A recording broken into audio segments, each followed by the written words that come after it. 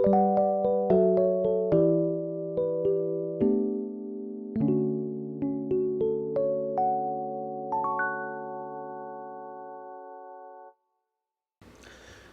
본문의 말씀은 예수님께서 이 여리고라는 지역을 지나가시는 장면에서 등장을 하고 있습니다. 여기서 여리고라고 할 때 우리가 좀 기억해야 될 것이 있습니다. 먼저는 우리가 먼저 읽었던 누가복음 18장 18절에서 30절까지의 말씀이죠. 부자 관리의 이야기가 등장했던 부분은 구약의 여리고라는 지역을 말하는 것입니다. 그리고 이후에 우리가 읽었던 19장 1절에서 10절까지의 말씀, 즉 삭개오의 이야기가 등장하는 부분은 신약의 여리고 지역을 말하는 것인데요. 원래 이 여리고라는 지역은 이 예루살렘으로 가는 길목에 있습니다. 그렇다 보니까 이 길목은 군사적인 요충지이면서 동시에 사람들로 하여금 많은 세금을 얻을 수 있는 굉장히 귀한 장소였어요. 그래서 이 헤롯 왕이 정권을 잡기 이전부터 해서 헤롯 왕이 정권을 잡고 난 이후에도 그곳에는 이 궁전을 세워서 거기서 관리들이 그 궁전을 관리하고 세금도 징수하고 하는 일들이 있었다라고 말하고 있습니다. 여러분, 예루살렘은 해발 700m에 위치하고 있습니다. 그래서 여름이 되면은 시원할지 모르겠지만 겨울이 되면 굉장히 춥겠지요. 그래서 일반인이 살던 지역과 또 그 궁전을 관리하는 사람들이 살던 지역이 좀 나누어서 이렇게 관리하게 됐는데, 그때부터 이제 신약의 여리고 구약의 여리고 이렇게 위치를 나누어서 부르게 되었습니다. 이렇다 우리는 여리고라고 하면 한 장소만 생각할 수 있는데요, 엄연하게 이 두 이야기의 장소는 각각 다른 장소입니다. 제가 이렇게만 얘기하니까 좀 이해가 어렵잖아요. 그래서 사진을 좀 준비했습니다. 띄워주실까요? 글씨가 좀 작은데요, 제게 있는 자료가 사진이 크지 않아서요. 구약의 여리고 신약의 여리고 이렇게 나누어진 배경에 대해서 제가 말씀을 드렸습니다. 아무튼 이 지금 사진을 보아서 알 수 있듯이 이 두 지역은요 그렇게 먼 거리가 아닙니다. 예수님께서 이 십자가 사역을 완수하기 위해서 예루살렘으로 향하면서 이 두 여리고 지역을 지나가셨고, 그 지나가는 가운데 오늘 본문의 두 이야기가 등장을 했다라는 겁니다. 우리가 먼저 살펴볼 이야기는 우리가 잘 알고 있는 부자 관리 이야기, 누가복음 18장 18절에서 30절까지의 말씀인데요. 여러분, 이 누가복음에서는 이 본문에 등장하는 이 사람을 두고 한 관리라고 말을 하고 있습니다. 특별히 이 누가복음의 저자인 누가는요, 예수님께서 십자가 사역으로 가는 절정에 이르면 이를수록 부자 또는 관리라는 이런 사회적인 직분을 아주 부정적으로 묘사하고 있음을 우리가 알 수 있습니다. 먼저는 지금 방금 말씀드렸던 부자 관리가 그런 것의 예고요. 다음에 등장하는 것은 세리장이면서 그 자신의 그 세리장이라는 직업을 이용해서 많은 부를 축적했던 이 삭개오가 바로 그 예입니다. 이런 점에서 고려해 볼 때 18장 18절에서 30절에 등장하는 그 사람은 관리였고, 또 오늘 읽었던 것처럼 18장 23절에 등장하는 것처럼 그는 큰 부자였습니다. 우리는 이것을 통해서 알 수 있는 사실이 있어요. 그것은 뭐냐면 그 부자 관리라고 하는 사람은 자신은 부자여서 좋았을지언정 다른 많은 사람들에게는 그다지 인정을 받지 못하는 사람이었다라는 것들을 알 수가 있다는 거예요. 본문만 그냥 딱 떼어보면 여러분, 부자 관리하면 어떤 생각 드세요? 우리가 계속 알고 있던 것은 그런 것 아닙니까? 이 사람이 예수님께서 율법을 다 지켰느냐 물었을 때 나는 율법도 다 지켰다 얘기하고, 심지어 예수님 앞에 나와서 영생을 얻는 방법에 대해서 물으니까 이 사람의 신앙도 좋고 인품도 좋고 그렇게 생각을 할 수 있는데, 여러분, 누가복음에 등장하는 이러한 성경 신학적 의미, 예수님이 예루살렘을 향하여서 십자가 사역을 완수해가는 그 절정에 이르면 이를수록 부자나 관리나 이런 사람들을 부정적 이미지로 해석하고 있다는, 이것에 따라 해석했을 때는 이 부자 관리는 결코 인품도 좋고 신앙도 좋고 사람들에게 인정받을 만한 그런 사람이 아니었다라는 것들을 알 수 있다라는 것이죠. 흥미로운 사실은 이 부자 관리가 예수님께 영생에 관한 질문을 한 다음에 예수님께서 영생에 들어가려면 무엇을 지키라고 말씀하셨죠? 계명을 지키라고 말씀하셨습니다. 그러자 이 부자 관리는 어떻게 말합니까? 예수님께서 말씀하신 모든 계명들을 다 지켰다라고 말합니다. 왜 이 사실이 흥미로울까요? 지금 이 누가복음의 저자는 제가 방금 말씀드린 것처럼 관리나 부자와 같은 부정적인 단어를 사용해서 이 사람을 지금 표현을 하고 있다는 겁니다. 즉 이 관리는 자기 딴에는 하나님의 계명을 잘 지키고 나는 신앙생활 잘하고 하나님 앞에서 좀 잘 믿는다라고 얘기했을지 모르겠지만 그의 삶의 이면에는 사실상 실천적 의미에서 하나님의 계명이 말하는 본질적인 삶을 살아가지 못했다라는 겁니다. 쉽게 바꾸어 말해볼까요? 하나님을 사랑하고 이웃을 사랑하는 율법의 정신대로 살아가지 못했다라는 겁니다. 누가복음의 저자인 누가, 여러분 이 누가의 직업이 뭐지요? 의사죠, 여러분. 학식이 있는 사람입니다. 이처럼 누가는요, 마태와 마가와는 달리 이 부자 관리라는 이 표현을 통해서 이 사람이 당시 어떤 사람이었고 어떤 삶을 살아왔는가를 구체적으로 잘 보여주고 있다라는 겁니다. 이 말이 맞는지 한번 확인을 해봐야 되겠죠. 우리는 이 함께 복음서 내에 등장하는 병행 본문, 마태와 마가복음에 나와 있는 이 부자 관리에 대한 표현을 좀 보기를 원하는데요. 먼저는 마태복음 19장 16절의 말씀입니다. 띄워주세요. 한번 읽어보겠습니다. 이 한 관리를, 부자 관리를 어떻게 표현하고 있는지 보겠습니다. 시작. 어떤 사람이 주께 와서 이르되 선생님이여 내가 무슨 일을 하여야 영생을 얻으리까? 여러분 마태복음에서 부자 관리를 뭐라고 표현하고 있죠? 어떤 사람이라고 표현하고 있어요. 마가복음 또 볼까요? 마가복음 10장 17절의 말씀입니다. 시작. 예수께서 길에 나가실새 한 사람이 달려와서 꿇어 앉아 묻자오되 선한 선생님이여 내가 무엇을 하여야 영생을 얻으리이까? 아멘. 마가복음에서는 뭐라고 표현하고 있습니까? 한 사람이라고 표현을 하고 있어요. 여러분 이처럼 이 병행 본문을 통해서 알 수 있듯이 오직 누가복음의 저자만 이 사람을 뭐라고 부른다고요? 관리라고 부른다고요. 심지어 재물이 많음으로 다른 본문에서 이렇게 얘기하고 있는데 누가복음에서는 이 사람을 대놓고 부자라고 얘기한다라는 거죠. 이런 점에서 누가는 분명히 마태복음과 마가복음에서 말하는 한 사람을 부자와 관리라는 단어를 사용함으로써 그가 평소에 어떤 사람이었는가를 구체적으로 잘 보여주고 있다라는 것입니다. 이처럼 부자 관리는요, 율법을 다 지킨다라고 했지만 율법의 정신대로 살아가지는 못했다라는 겁니다. 그리고 그는 스스로 오해했지 않겠습니까? 나 정도면 신앙도 좋고 나 정도면 괜찮지라고 아마 오해했을 것 같아요. 이랬던 그에게 예수님께서 정복을 찌르는 명령을 하시죠. 18장 22절의 말씀 띄워주세요. 함께 봅니다. 시작. 예수께서 이 말을 들으시고 이르시되 내가 아직도 한 가지 부족한 것이 있으니 내게 있는 것을 다 팔아 가난한 자들에게 나눠주라. 그리하면 하늘에서 내 보화가 있으리라. 그리고 와서 나를 따르라 하시니. 아멘. 여러분 예수님의 명령이 무엇입니까? 이 부자 관리에게 그 자신이 가지고 있는 재산을 다 팔아서 가난한 자들에게 나누어 주라는 거예요. 그리고 나서 저기 좋은 데 취직해서 돈을 벌어라는 것이 아니고 이제는 돈도 안 되고 앞길도 막막한 주님의 길을 따르라고 주님께서 명령하는 거죠. 여러분 우리는 여기서 좀 생각해 봐야 합니다. 만약에 이 부자 관리가 자기의 말처럼 하나님의 율법을 다 잘 지키고 또 율법의 정신대로 살아가는 사람이었다면, 바꾸어 말해서 하나님을 사랑하고 이웃을 사랑하는 정신대로 그가 살아가는 사람이었다면 예수님의 명령, 네 재물을 다 팔아서 가난한 자들에게 나누어 주라 라고 했을 때 어떻게 반응했을까요? 즉시 순종했지 않겠습니까? 그러나 여러분, 그는 율법은 지켰으나 율법의 정신대로 살지 못하는 자였습니다. 하나님을 사랑하고 이웃을 사랑하는 그런 삶을 살아가지 못했다는 것. 그래서 그냥 돈을 쫓아가는 것이 아니라 율법의 주인이신 하나님을 의지하지 못하기 때문에 돈을 의지하며 살아가는 어쩌면 아주 불쌍한 사람. 여러분 우리 주변에도 이런 사람들을 많이 보지 않습니까?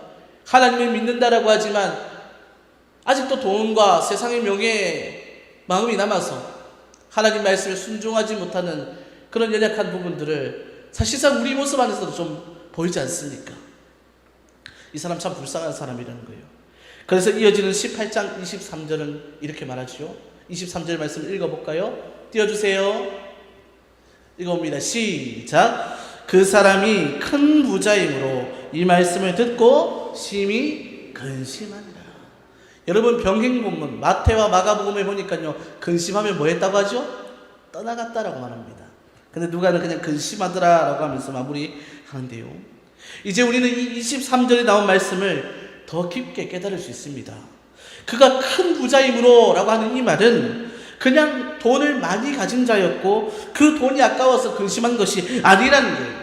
그는 이미 율법의 정신대로 살지 못하는 자여서 하나님을 진심으로 의지 못하였고 결국 돈을 의지하며 살았기 때문에 예수님의 명령 앞에 근심할 수밖에 없는 사람이었다는 거죠. 그리고 이어서 24절에서 25절을 보면 그 유명한 예수님의 말씀이 나옵니다. 함께 볼까요? 24절에서 25절의 말씀입니다. 시작. 예수께서 오시고 이르시되 재물이 있는 자는 하나님 나라에 들어가기가 얼마나 어려운지 낙타가 바늘기로 들어가는 것이 부자가 하나님 나라에 들어가는 것보다 쉬우니라 하시니. 아멘. 여러분, 이제 우리는 이 예수님의 말씀의 뜻을 이해할 수 있습니다.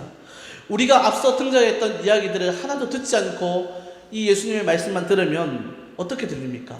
부자는 천국 갑니까? 못 갑니까? 못 갈 가능성이 많다라고 우리는 판단할 수 있어요. 그러나 여러분, 이 말씀은 이런 예수님이 가르치면 그런 말씀이 아닙니다. 부자이기 때문에 천국에 들어가지 못하는 것이 아니라 어떻습니까? 자기의 의를 내세우면서 하나님 앞에 여러 가지는 자랑하지만 하나님의 말씀이 말하는 정신대로 살아가지 못하면 결국 많은 재물을 가지고도 그 재물이 천국의 열쇠가 없는 자물쇠가 되어서 영생으로 들어가지 못하게 되어진다, 이 말입니다. 이해가면 아멘 하시기를 소망합니다. 여러분, 부자 관리가 어떤 사람이었습니까? 그는 말씀을 지켰다고 하지만 말씀대로 살지 못했습니다. 그는 말씀을 지켰다고 하지만 말씀대로 생각하지 못하고 살았습니다. 그래서 그는 많은 재물이 있음에도 그 재물이 열쇠 없는 자물쇠가 되어서 그를 영생으로 인도되지 못했다는 것이죠. 29절에서 30절 말씀부터 볼까요?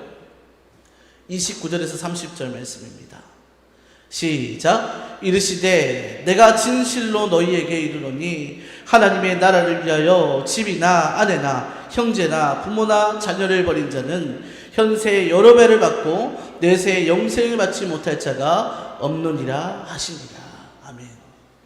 예수님의 이 가르침처럼 누가 하나님의 나라를 위하여서 소중한 가족까지 버릴 수 있습니까? 바로 말씀을 따를 뿐만 아니라 말씀의 정신대로 살아가는 자가 이것까지도 할 수 있다고 주님께서 말씀해 주시는 것이죠. 저와 여러분이 이런 삶을 살기를 주님의 이름으로 축복합니다. 이어서 신약 여리고에 나오는 삭개오 이야기로 한번 넘어가 보죠. 신약 여리고에 등장하는 이 삭개오도 앞서 등장한 관리와 같이 부자였습니다. 우리 너무나도 잘 알고 있죠. 그리고 그는 세리장이었다라고 성경은 말을 하고 있어요. 앞서 말씀드렸듯이 이 누가복음 내에서 이 부자와 또 어떤 관리 이런 것들은 부정적인 이미지, 즉 예수님이 십자가 사역의 절정으로 갈수록 특별히 이 예루살렘으로 입성하기 전 한 이 정도부터는 부정적인 의미로 많이 사용되었다라고 했습니다. 여러분, 세리가 어떤 사람입니까? 당시의 동족의 고열을 빨아서 자신의 부를 축적하던 사람입니다. 아주 부정적 이미지를 가진 직업이라는 것을 알 수 있죠. 삭개오는 이렇듯 세리라는 부정적인 직업 중에 관리에 해당하는 사람이었고 그는 이 일을 통해서 많은 부를 축적하였습니다. 여러분, 그런 사람들이 있어요. 아무리 많은 것을 가지고 있어도 사람들에게 인정받지 못하는 사람들. 여러분, 주변에 많이 보지 않습니까? TV를 틀면, 뉴스를 틀면 그런 사람들 많이 나오지 않습니까? 요즘 청소년들 말로 이런 사람 아니겠어요? 투명 인간 취급 받는 사람들. 여러분, 그런 사람이 바로 이 당시에 삭개오였다는 겁니다. 많은 것을 가졌지만 사람들에게 인정받지 못하고 손가락질 당하고 때로는 투명 인간 취급 받는 사람, 그 사람이 삭개오였다는 거예요. 사람들은 그런 삭개오를 두고 죄인이라고 낙인 찍었습니다. 그런 삭개오가 예수님께서 오셨다는 이야기를 들었습니다. 그는 돈을 많이 가지고 있는 부자였지만 그를 인정해주는 사람이 없었습니다. 더불어 그는 누구보다 하나님이 필요한 영혼이 고픈 자였습니다. 그래서 예수님이 오셨다는 이야기에 그분을 보기를 원했지만 그분을 둘러싼 많은 군중을 보기에 그의 작은 키가 문제였지요. 그래서 그가 어디 위로 올라갑니까? 돌무화과 나무 위로 올라가는 거예요. 그리고 예수님을 봅니다. 우리 화면 한번 띄워주실까요? 네. 그림 잘 보이시나요? 네. 이 제임스 티소라는 사람이 그린 예수님과 삭개오라는 그림입니다. 지금 삭개오가 지금 많은 군중에 쌓여있는 예수님을 보고 있는 거예요. 여러분, 저는 이 장면을 보니까 가슴이 찡하더라고요. 돈도 많아서 먹고 살 걱정도 없습니다. 하지만 사람들에게 인정도 받지 못해요. 주변 사람들이 그를 보면서 다 손가락질해요. 참. 그리고 무엇보다 하나님이 너무나도 필요한 그런 삭개오였습니다. 그랬던 그가 예수님을 보기 위해서 나무 위로 올라가서 예수님을 봅니다. 이런 삭개오를 보면서 눈물이 나는 이유가 뭐냐면요, 저 삭개오와 우리가 너무나도 닮았기 때문입니다.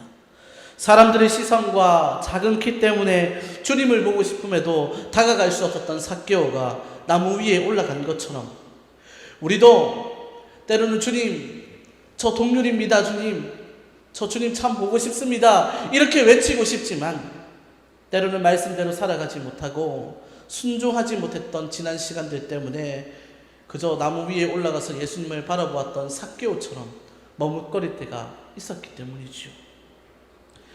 나무 위에 삭개오는 이렇게 생각했을 겁니다. 아, 저분이 예수님이구나. 저분을 한 번이라도 만나봤으면 얼마나 좋을까. 저분이 내 이름을 한 번이라도 불러봤으면 얼마나 좋을까. 그의 마음이 이랬지 않겠습니까? 그때였습니다. 예수님은 분명히 삭개오와 일면식도 없었는데 삭개오를 알아보고 말씀을 하시죠. 19장 5절의 말씀입니다. 보겠습니다. 19장 5절 말씀 띄워주세요. 시작. 예수께서 그곳에 이르사 쳐다보시고 이르시되 삭개오야 속히 내려오라. 내가 오늘 내 집에 유하여야 하겠다 하시니. 여러분, 예수님이 삭개오를 알았습니다. 그림 한번 더 띄워주시겠어요? 여러분, 말씀만 들으면 지루하니까 우리 그림 보면서 한번 얘기해보죠. 이 그림 보면서 뭔가 딱 특이점이 하나 있지 않습니까? 지금 나무 위에 올라가 있는 사람이 누구라고 했죠? 삭개오라고 했어요. 여러분, 이 정도 힌트 주면은 딱 알 겁니다. 뭐가 하나 좀 특징이 뭐입니까? 많은 사람들 옷 중에 삭개오의 옷이 좀 특별하지 않습니까? 맞습니다, 여러분. 삭개오는 특별한 사람이었어요. 왜 특별한 사람이었습니까? 예수님이 그를 아셨거든요. 어떻게 아셨습니까? 예수님은 그의 이름도 아셨습니다. 예수님은 그의 처지도 아셨습니다. 예수님은 그 영혼이 당했던 모든 아픔과 어려움까지 다 아셨습니다. 수많은 사람들이 있었고 많은 사람들이 흰 옷을 입고 있었지만 이 그림의 작가가 표현한 것처럼 예수님 눈에는 삭개오가 딱 보였습니다. 마치 색깔로 구분해 놓은 것처럼 그 삭개오가 보였어요. 예수님 그를 아셨죠. 그래서 예수님은 모두가 가까이 하지 않는 이 삭개오의 집에서 함께 하시겠다라고 하셨습니다. 삭개오가 너무 기뻤습니다. 여러분, 누가 삭개오를 사람 취급해 줍니까? 누가 삭개오의 이 빈 마음을 채워줄 수 있나요? 아무도 못 채우죠. 그런데 예수님께서 그토록 바라던 이 삭개오의 마음처럼 예수님이 함께 하신다고 하니까 너무나도 기뻐서 말씀해 보니 삭개오가 예수님을 영접했다라고 말하더라고요. 사람들이 수군거리기 시작합니다. 예수님이 왜 저 죄인의 집에 함께 하시는지 궁금하기도 했고, 더러는 이 삭개오의 집에 거하시는 예수님을 보면서 왜 우리 집에는 안 오시지? 부러워하기도 했고, 또 그 모습을 보면서 속 터져하며 속상해하는 사람들도 있어서 수군거렸습니다. 그런 중에 삭개오가 예수님께 고백을 하죠. 19장 8절의 말씀입니다. 19장 8절입니다. 시작. 삭개오가 서서 주께 여짜오되 주여 보시옵소서, 내 소유의 절반을 가난한 자들에게 주겠사오며 만일 누구의 것을 속여 빼앗은 일이 있으면 내 갑절이나 갚겠나이다. 아멘. 부자 관리는 예수님께서 자기 재물을 나누어 주라는 명령에 근심하며 돌아갔지만 삭개오는 달랐어요. 예수님께서 재산을 나누어 주라고 명령도 하지 않았는데 스스로 말합니다. 예수님, 제 소유의 절반을 팔아서 가난한 자들에게 주겠습니다. 혹 제가 남에게 속여서 빼앗은 것이 있다면 4배나 갚겠습니다. 고백을 하는 거예요. 도대체 이 삭개오는 자신을 찾아오신 예수님 앞에 그는 무엇을 깨달은 것일까요? 그는 분명히 자기 자신이 자격 없는 죄인이라는 사실을 깨달았을 것입니다. 그리고 그런 자신을 찾아오신 예수님을 보며 그것이 은혜라는 것도 깨달았을 것입니다. 또한 그와 동시에 자기는 자신의 죄에서 구원받아야 할 죄인이라는 사실도 깨달았을 것입니다. 그래서 이런 고백을 할 수 있었던 것입니다. 예수님께서 이런 삭개오에게 말씀하시죠. 9절에서 10절 말씀입니다. 함께 봅니다. 시작. 예수께서 이르시되 오늘 구원이 이 집에 이르렀으니 이 사람도 아브라함의 자손이로다. 인자가 온 것은 잃어버린 자를 찾아 구원하려 함이다. 아멘. 삭개오는요, 누구도 거들떠 보지도 않던 사람이었습니다. 하지만 이제 예수님이 찾아오심을 통해서 누구의 자손이 되었다고요? 아브라함의 자손이 되었다고요. 조금 어려운 말 써볼까요? 언약의 백성이 되었다고요. 하나님의 구원받는 자녀가 되었다라고 지금 예수님께서 선언하는 것입니다. 자, 그러면 여러분, 이제 두 이야기를 통해서 한 가지의 궁극의 질문을 해보죠. 왜 이 부자 관리는 예수님을 바로 믿지 못하고 삭개오는 예수님을 믿을 수 있었을까요? 부자 관리와 삭개오는 둘 다 당시에 부정적 이미지를 가지고 있는 부자들이었고 관리들이었습니다. 그리고 부자 관리도 예수님 앞에 영생이 궁금해서 찾아왔고, 이 삭개오도 예수님이 궁금해서 돌무화과 나무 위에 올라갔습니다. 그런데 왜 이 둘의 결과는 달랐냐 이 말이죠. 이유인즉 부자 관리는 어떤 사람이었습니까? 자기 의를 모든 믿음의 근거로 삼고자 하는 사람이었다는 거죠. 그러나 삭개오는 그야말로 어떤 사람이었습니까? 심령이 가난한 사람이요.